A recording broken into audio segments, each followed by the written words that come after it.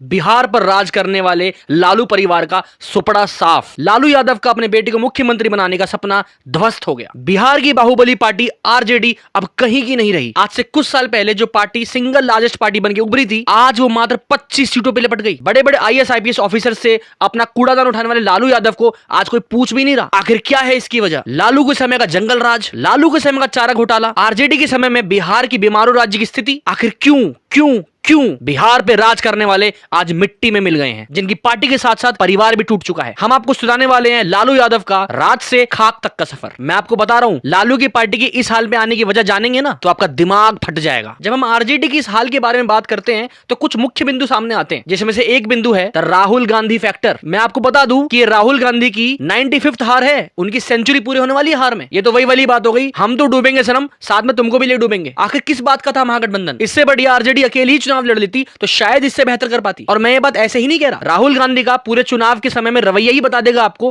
कि वो कितनी सीरियस थे चुनाव को लेकर। आप लोग सुन के चौंक जाएंगे कि राहुल गांधी ने बिहार विधानसभा इलेक्शंस में मात्र 16 रैलियां ही की हैं। इनसे ज्यादा रैलियां तो बिहार के उभरते हुए नेता चिराग पासवान ने कर ली। तो भैया बिहार की जनता इतनी मूर्ख तो है नहीं। बिहार की जनता ने कहा भैया तुम हमारे पास नहीं आना चाहते तो हम तुम्हारे पास क्या करने के लिए आएंगे, निकलो यहां से। वैसे अगर वो चुनाव थाईलैंड से लड़ते ना तो उनको ज्यादा वोट मिलने के आसार थे, क्योंकि बिहार से ज्यादा तो वो थाईलैंड होके आते हैं। इनकी पूरी पार्टी सिर्फ एक ही मुद्दे पे चल रही है, मोदी की बुराई, मोदी की बुराई, मोदी की बुराई। अरे भैया ऑपोजिशन में हो, माना बुराई करनी है पर एक विजन तो दो। इनके पास बिहार के लिए था जीरो विजन। और यहीं दूसरी तरफ भाजपा ने इन बातों पे कम ध्यान दिया और उन्होंने एक बात की लॉ एंड ऑर्डर की, उन्होंने बात की बिजली की, उन्होंने बात की सड़कों की, उन्होंने बात की रोजगार की। तो बिहार की जनता इतनी मूर्ख तो है नहीं कि वो समझ ना पाए कि सही क्या है गलत क्या है। आखिर ऐसा क्या हुआ कि 2020 में आरजेडी जो कि सिंगल लार्जेस्ट पार्टी बन के आई थी, 2025 में उसकी आधी सीटें मिली। इस बार आरजेडी 143 सीटों पर लड़ी, जिसमें से 25 सीटें जीत पाई। इस हिसाब से अगर इनका स्ट्राइक रेट निकाला जाए तो लगभग 17%। अरे इनसे बढ़िया तो लोजपा थी चिराग पासवान की, जो 23 सीटों पे लड़ी और 19 सीटें जीत गई, जिनका स्ट्राइक रेट रहा लगभग 83%। शर्म आनी चाहिए इनको। आखिर क्यों, क्या रीजन रहा कि बिहार ने आरजेडी जैसी बड़ी पार्टी को धक्के मार के निकाल दिया? इसके पीछे एक बहुत बड़ा कारण है लालू यादव की छवि। लालू यादव के समय में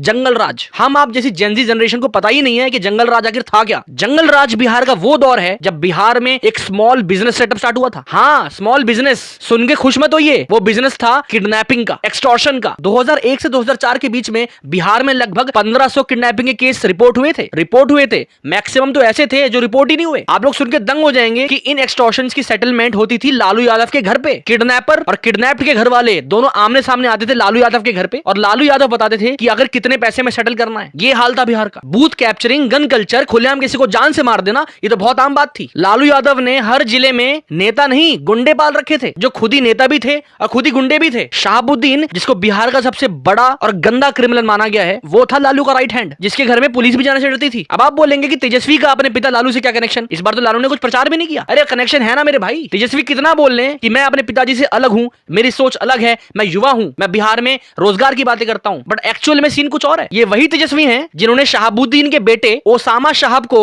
विधानसभा की टिकट दी, और ये ओसामा साहब अपने पिता की ट्रू कॉपी है। ये ओसामा उसी इंसान का बेटा है जिसका आईएसआई से कनेक्शन बताए गए थे। अरे जो नेता भूरा बाल साफ करो जैसी बातें करे, मतलब बिहार के अपर कास्ट को साफ करने की बात करे, उसकी पार्टी को कोई क्यों वोट देगा? बिहार की जनता इतनी मूर्ख नहीं है। तेजस्वी के मुद्दे क्या थे इस चुनाव में? बिहार से शराबबंदी को हटा देंगे। वाह!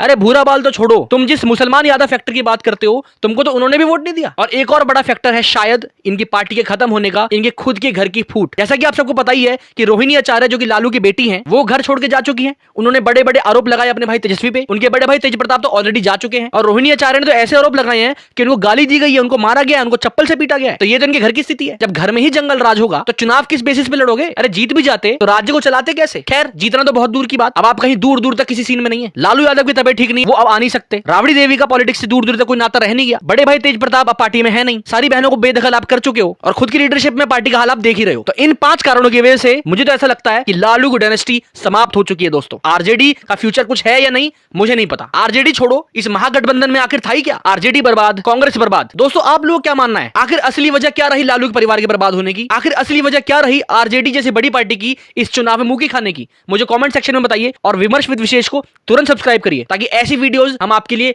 लेके आते रहें और हमारा जोश यहां से यहां पहुंच जाए। आराम से सब्सक्राइब करिए।